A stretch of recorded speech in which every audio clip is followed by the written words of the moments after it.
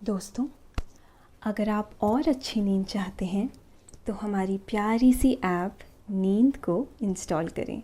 इस ऐप पर आपको एक्सक्लूसिव स्लीप स्टोरीज़ मिलेंगी और आप बिना यूट्यूब प्रीमियम के भी इन स्टोरीज़ को बैकग्राउंड में सुन सकेंगे।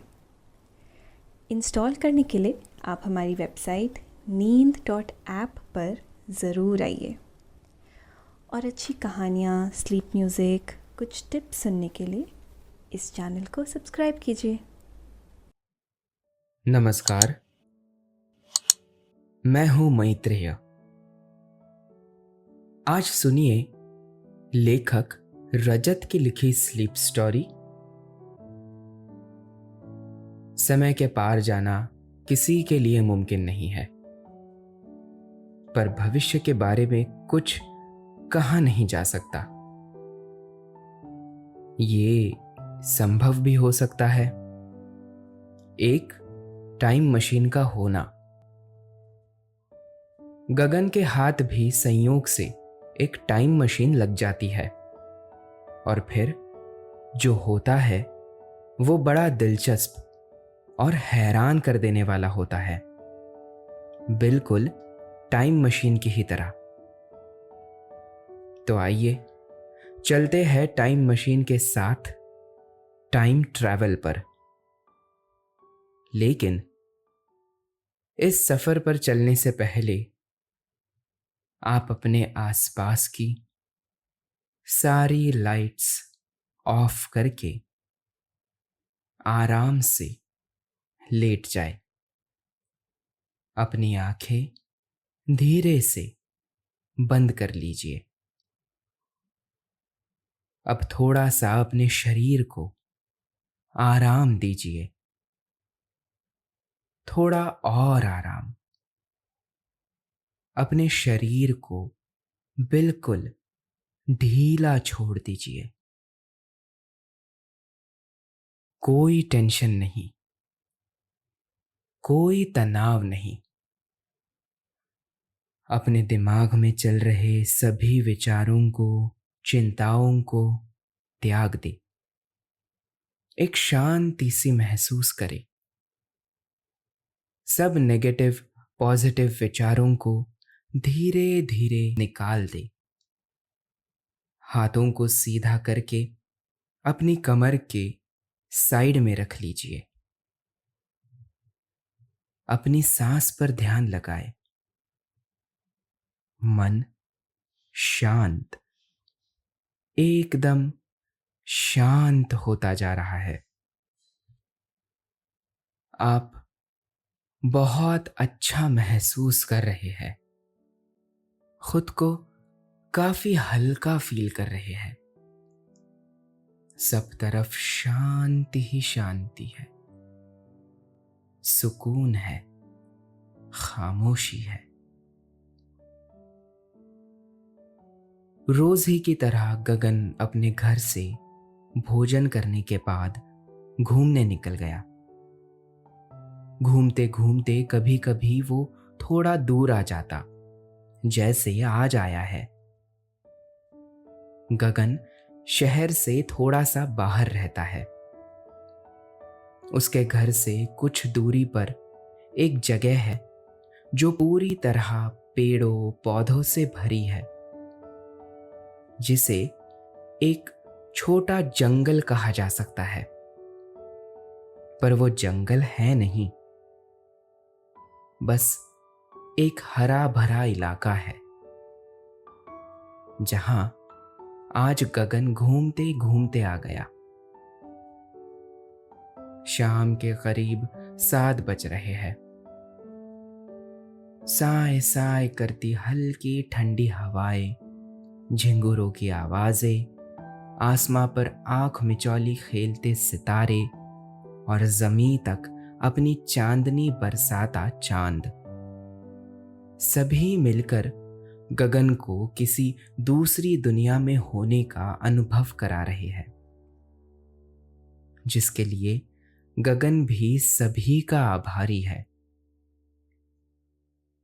गगन वैसे तो पेशे से एक अकाउंटेंट है, पर वो शौकिया तौर पर एक शायर भी है, जिस बारे में ना के बराबर लोगों को ही पता है। और गगन अपने इसी शौक की वजह से यहां खींचा चला आता है। यहां आकर उसे वो सारे शब्द मिल जाते हैं जो उसके अंदर कहीं छिपे बैठे हैं और आसानी से बाहर नहीं आते। पर यहां इस छोटे से जंगल में उसे अपने शब्दों की माला पिरोने में काफी आसानी होती है और वो शायरी को बेहतर तरीके से कह पाता है। मुस्कुराते हुए वो बरगद के पेड़ से टिककर खड़ा हो गया और अपने एक और ख्याल को नज्म का रूप देने लगा। पर शायद हर दिन और रात एक ही तरह से नहीं गुजरते। आज की रात भी कुछ अलग सी होने वाली है। पर गगन इस बात से बेखबर अपने ख्यालों में गुम है।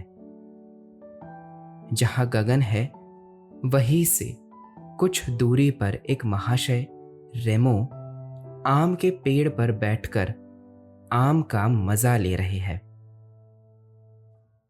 एकाएक एक पंछी आकर उन्हें देखकर आवाज करने लगा। शायद उस पंछी का वहां कहीं घोंसला होगा। रेमो ने कहा, हाँ हाँ, शांत हो जाइए, मुझसे आपको कोई खतरा नहीं है। पर पंछी चुप नहीं हुआ। रेमो ने नीचे उतरना ही ठीक समझा। इधर गगन को पंछी की आवाज आई। उसे ये ठीक नहीं लगा। वो आवाज की दिशा में दौड़ा।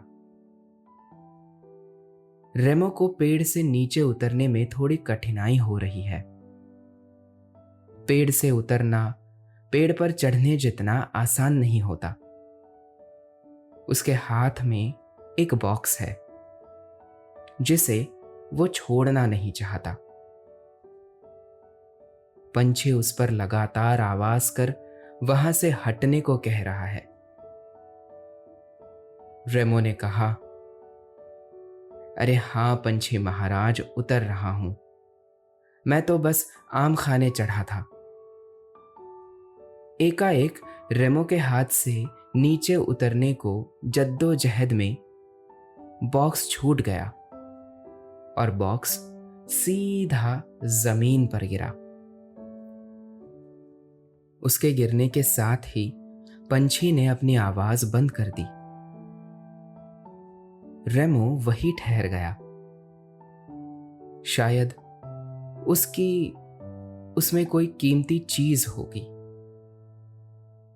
इधर गगन भी उसी क्षण दौड़ता हुआ वहां आ पहुंचा। उसने बॉक्स जमीन पर गिरते हुए देखा। जमीन को छूते ही बॉक्स का ढक्कन खुला और उसमें से एक कांच का गोला निकला जो करीब 6 इंच गोलाकार आकार में है और वो लुढ़कते हुए गगन की तरफ बढ़ने लगा। कांच का गोला गगन के कदमों के पास आकर रुका। रेमो ने यह देखा और जोरों से कहा, उसे छूना मत, वो ठीक नहीं है। पर देर हो चुकी थी। रेमो की आवाज गगन तक पहुंच पाती उससे पहले ही गगन ने झुककर कांच के गोले को स्पर्श कर लिया। रेमो की आवाज सुन गगन जल्दी से सीधा खड़ा हो गया। वो कांच का गोला उछलकर एक मैग्नेट की तरह गगन के हाथों में ब्रेसलेट की तरह आ गया। रेमो पेड़ से नीचे कूद गया और गगन की ओर दौड़ने लगा। पर वो गगन के पास पहुंच पाता इससे पहले ही गगन के साथ कुछ अनहोनी होने लगी। कांच के गोले में से एक साथ कई सारी लाइट्स निकलने लगी और वो गोला तेजी से गोल घूमने लगा। पलक झपकते ही सभी लाइट्स ने गगन को चारों तरफ से घेर लिया। उसके चारों ओर अलग अलग रंग बिरंगी रोशनाइयां चक्कर लगाने लगी। ये सब होने में कुछ ही क्षण लगे और गगन कुछ सोच नहीं पाया कि क्या किया जाए। एकाएक सभी लाइट्स चक्कर लगाते हुए रुक गई और सभी रंग बिरंगी लाइट्स तेज सफेद उजाले में बदल गई। गगन ने अपनी आंखें मूंद ली। ये सब इतनी तेजी में हुआ कि रेमो दौड़ते हुए गगन तक पहुंच भी नहीं पाया और गगन उसकी आंखों से ओझल हो गया। रेमो अब वहां अकेला खड़ा है। अब वो पंछी भी दिखाई नहीं दे रहा। गगन ने अपनी आंखें खोली। वो तेज सफेद रोशनी आहिस्ता आहिस्ता घूमती हुई रंग बिरंगी लाइट्स में बदल गई। वो गोला तेजी से घूमता हुआ एक ही क्षण में रुक गया और फिर से गगन के हाथ में ब्रेसलेट में बदल गया। गगन ने देखा जमीन से कुछ फीट ऊपर हवा में ठहरा हुआ है और वो जमीन पर आ बैठा। अब वो जंगल की जमीन पर नहीं, समुद्र के सामने रेत के ऊपर बैठा है। दूर दूर तक पानी ही पानी और हल्की ठंडी रेत। गगन की आंखें आश्चर्य और हैरानी के साथ ये मंजर देखती रही। उसे समझ नहीं आ रहा उसके साथ क्या हुआ है। वो कैसे इस जगह आ पहुंचा और उसके हाथ में ये किस तरह का कांच का गोला है। गगन ने उस गोले को हाथ से 2-3 बार थपथपाया और कहा, यह सब क्या है? कौन हो तुम? गगन के ऐसा करने पर वो गोला थोड़ा वाइब्रेट हुआ और उसमें से एक डिस्प्ले ओपन हुआ जिसमें एक रोबो की तरह नजर आने वाली एक लड़की दिखाई दी। रोबो ने कहा, नमस्कार, मेरा नाम सॉइल है। टाइम मशीन में आपका स्वागत है। गगन ये सुनकर चौंक गया। उसने कहा, क्या ये कोई मजाक है? रोबो ने कहा, नहीं, ये मजाक नहीं है। मैं एक टाइम मशीन हूं। पर आप चाहते हैं तो मैं आपको कोई चुटकुला भी सुना सकती हूं। गगन थोड़ा मुस्कुराया। उसके लिए इस बात पर विश्वास करना थोड़ा मुश्किल है। वो ये स्पष्ट करना चाहता है कि ये कोई छलावा तो नहीं है। गगन ने अपनी आंखें बंद की और समुद्र से आ रही हवा को महसूस किया। उसने आंखें खोलकर आसमां की तरफ देखा। अनगिनत सितारे आसमां पर टिमटिमा रहे हैं। चांद अपनी पूरी आभा लिए दमक रहा है। चांदनी को इस तरह उसने कभी नहीं देखा। कहीं भी देखने के लिए चांदनी की रोशनी आंखों के लिए पर्याप्त है। दूर दूर तक भी समुद्र की लहरें चमकती हुई दिखाई दे रही है। उसने रेत को अपने हाथों में लिया और एक मीठी मुस्कुराहट के साथ ये स्पष्ट किया कि ये सब भ्रम नहीं है। गगन ने सॉइल से पूछा, हम कहाँ हैं? सॉइल ने जवाब दिया, हम अटलांटिक महासागर के एक खूबसूरत आइलैंड पर है। और ये सन 1456 का समय है। ये सुन गगन ने विस्मित अवस्था में कहा, क्या? ये तो कमाल हो गया। जब ही आसमां कुछ ज्यादा ही साफ और करीब नजर आता है, तारे, हवा, चांद, चांदनी, सब कुछ ही बदला बदला सा लग रहा है। क्या हम और कहीं भी जा सकते हैं? सॉइल ने कहा, बिल्कुल जा सकते हैं। गगन ने कहा, ठीक है, पर अभी नहीं। जरा अभी ठहरते हैं, मैं जरा इन नज़ारों को अपने अंदर समा लूं। कुछ घटित परिस्थितियों को स्वीकारना थोड़ा मुश्किल हो सकता है, फिर चाहे उससे आपको कितना ही आनंद क्यों ना मिले। ऐसा ही कुछ गगन के साथ भी हुआ, पर आखिरकार गगन ने यह स्वीकार कर ही लिया। गगन सामने समुद्र के पानी को बहते हुए देखने लगा। उसने रेत को अपने हाथों में लिया। ये एहसास उसके लिए एक अप्रतिम क्षण है। उसने मुड़कर पीछे की तरफ देखा। थोड़ी दूरी बाद रेत हरियाली और पेड़ पौधों में बदल गई, जो उम्मीद से कहीं ज्यादा हरा भरा और सुंदर है।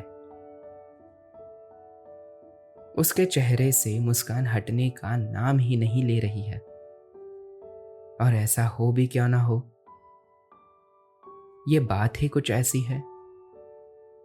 उसके मन में ख्याल आया, कुछ देर रेत पर लेटकर आसमां को निहारा जाए। इस ख्याल के साथ ही उसने अपने आप को रेत में बिछा दिया। दोस्तों, अब से आप आपकी मनचाही दादी और नानी की कहानियों से प्यारी नींद की कहानियां सिर्फ और सिर्फ नींद ऐप पर ही सुन पाएंगे। तो इसी तरह हमारे साथ कहानियों के जरिए जुड़े रहने के लिए आपकी अपनी नींद ऐप इंस्टॉल करें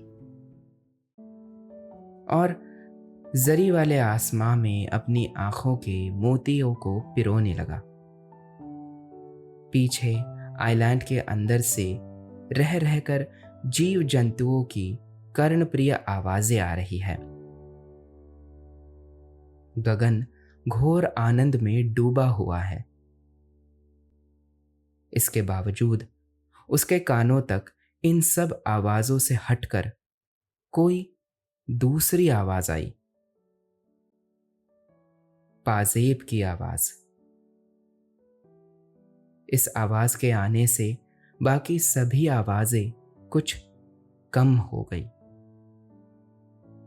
उसने रेत पर से अपना सर आहिस्ता से उठाया और आवाज का पीछा करते हुए समुद्र के किनारे की ओर देखा। वहां किनारे पर एक लड़की अपने आप को पानी से बचाती हुई खेल रही है। इस खेल में कभी पानी की जीत होती तो कभी उसकी, और देखने पर ये खेल का तराफा बिल्कुल नहीं लग रहा। ऐसा प्रतीत होता है समुद्र की लहरें भी उसके साथ पूरी दिलचस्पी लेकर खेल रही है। उसने अपनी एड़ियों को ऊपर की तरफ उठाया है और उसकी पाजेब की खनखन लहरों की आवाजों के साथ जुगलबंदी कर रही है। तभी एकाएक टाइम मशीन में से आवाजें आने लगी। मशीन में खराबी के संकेत। लड़की ने गगन की तरफ देखा। उसके देखने के अंदाज से लगता है उसने आते समय गगन को वहां नहीं देखा होगा। गगन ने फौरन कहा, माफ करना, और वो अपने हाथ में लगी मशीन को थपकारने लगा। बंद हो जा आवाज। माफ करना, ये बंद नहीं हो रही, उसने कहा। इस बात को अनसुना कर लड़की आइलैंड के अंदर की ओर भागने लगी। शायद वो वही रहती हो। इधर आवाज बंद होने बजाय उसमें पहले की तरह रोशनी की किरणें निकलने लगी और एक ही क्षण में सभी रंग बिरंगी रोशनी गगन के चारों ओर घूमने लगी। फिर से वही सब हुआ। वो सभी रोशनी सफेद उजाले में बदल गई, जिससे गगन की आंखें चौंधिया गई। उसने अपनी आंखें खोली और फिर से अपने आप को कहीं और पाया। वो एक चट्टान पर खड़ा है और कुछ दूरी पर कोई शहर दिखाई दे रहा है, पर उसने ऐसी जगह पहले कभी नहीं देखी। उसने अपने बाएं तरफ देखा। एक आदमी उसकी तरफ आश्चर्य से देख रहा है। गगन समझा, इसने देख लिया होगा मैं यहां किस तरह आया। उस आदमी ने कहा, आप कौन हैं? आप कोई फरिश्ते हो क्या? गगन ने कहा, नहीं नहीं, ये आप क्या कह रहे हैं? जैसा आप समझ रहे हैं वैसा कुछ नहीं है। आदमी ने कहा, मैंने देखा आप ये किस तरह से आए। कृपा कर मुझ पर अपने कुछ ज्ञान की बारिश करे। गगन कोई जवाब दे पाता उससे पहले ही मशीन में से फिर से आवाज आने लगी, पर इस बार आवाज पहले की तुलना में धीरे है। मशीन में खराबी के संकेत। आदमी ने कहा, ये क्या है? गगन ने कहा, ये कुछ नहीं है, ये तो बस। गगन की बात पूरी खत्म होने के पहले ही आदमी दौड़कर चट्टान से नीचे उतरने लगा। कुछ दूरी पर कुछ लोग आते दिखाई दे रहे हैं। उस आदमी ने सभी को दौड़ते हुए आवाज लगाई और कहा, देखो कौन आया है, जल्दी आओ। गगन ने अपने हाथ में मशीन को हिलाते हुए कहा, ये क्या हो रहा है सॉइल? आवाज बंद हुई और एक डिस्प्ले सामने आया। सॉइल ने कहा, मोहनजोदड़ो में आपका स्वागत है। गगन ने कहा, मोहनजोदड़ो? सच में? इतना पीछे? क्या इससे ज्यादा पुराना शहर नहीं मिला? सॉइल ने कहा, अगर आप चाहे तो मैं इस खोज में आपकी मदद कर सकती हूं। गगन ने तुरंत कहा, नहीं नहीं, मैं तो बस कह रहा था, काश उस आइलैंड पर कुछ देर और रुक पाते। सॉइल ने कहा, क्या आप वापस वहां जाना चाहेंगे? तभी गगन ने देखा कुछ लोग उसकी तरफ दौड़ते हुए आ रहे हैं। उसके साथ वो आदमी भी है। गगन चट्टान के थोड़े पीछे की तरफ चला गया ताकि वो लोग उसे देख नहीं पाए। गगन ने कहा,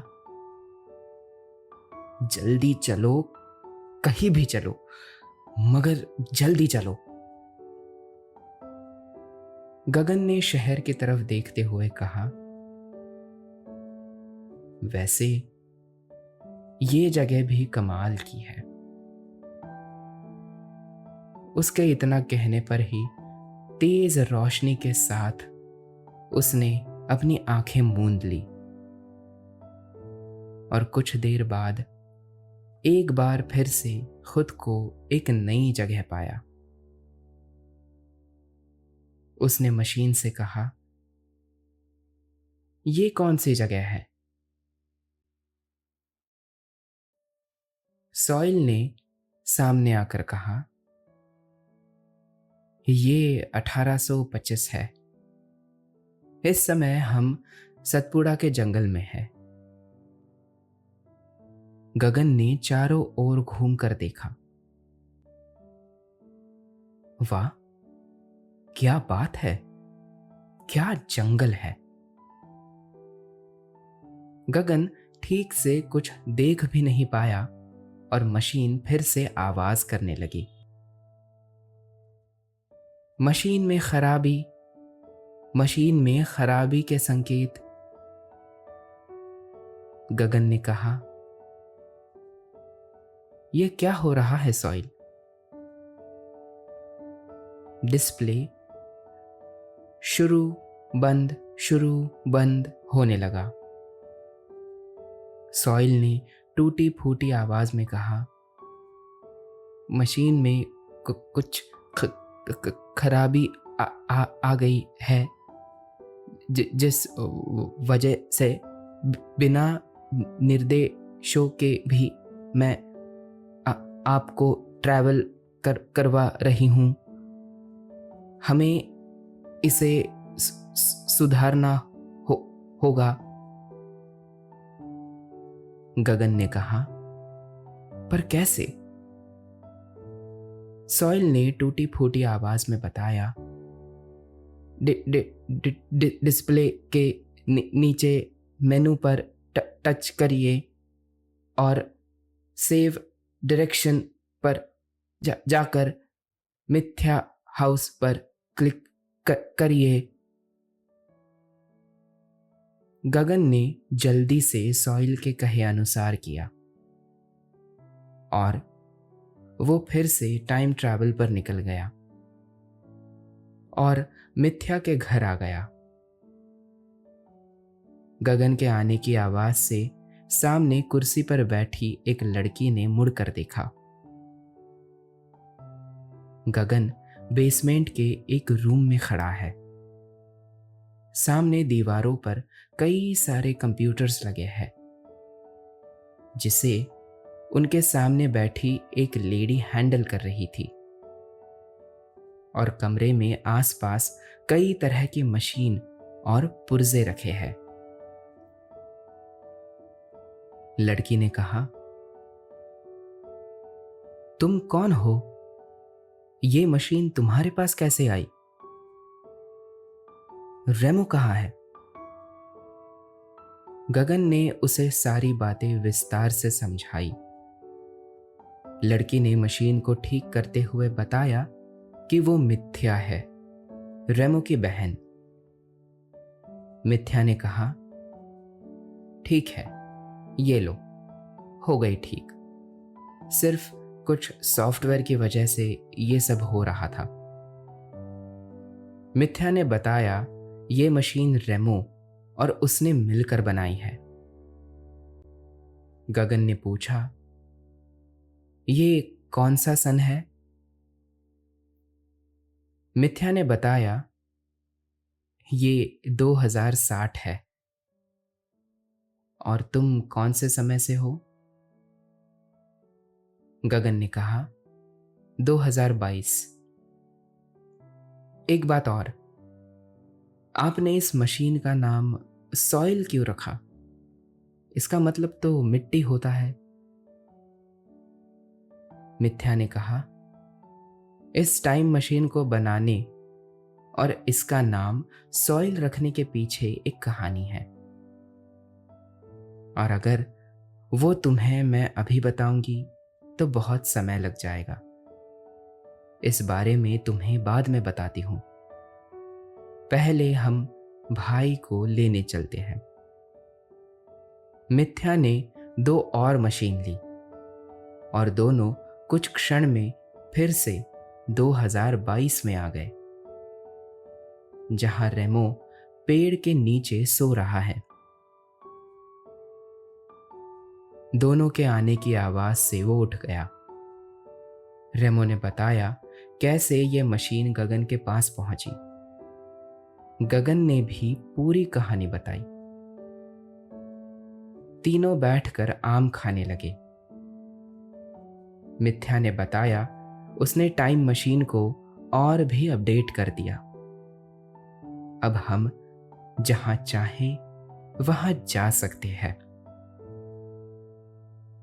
गगन ने कहा, एक जगह है जहां हमें जाना चाहिए। दोनों ने पूछा, कहां? गगन ने कहा, यह सरप्राइज होगा। अपनी आंखें बंद करो। दोनों ने अपनी आंखें बंद की। गगन ने तीनों की मशीनों को मैन्युअली सेट किया और तीनों एक साथ टाइम ट्रैवल पर निकल गए। कुछ ही क्षण के बाद तीनों गगन की चुनी हुई जगह पर पहुंच गए। तीनों ने अपनी आंखें खोली और जो देखा वो अद्भुत था। सामने डायनासोर्स घूम रहे हैं। नींद आपके चारों ओर घूम रही है, आपको सुलाने के लिए। वो आहिस्ता आहिस्ता आपकी आंखों में उतर रही है और आपको नींद आ रही है। शुभ रात्रि।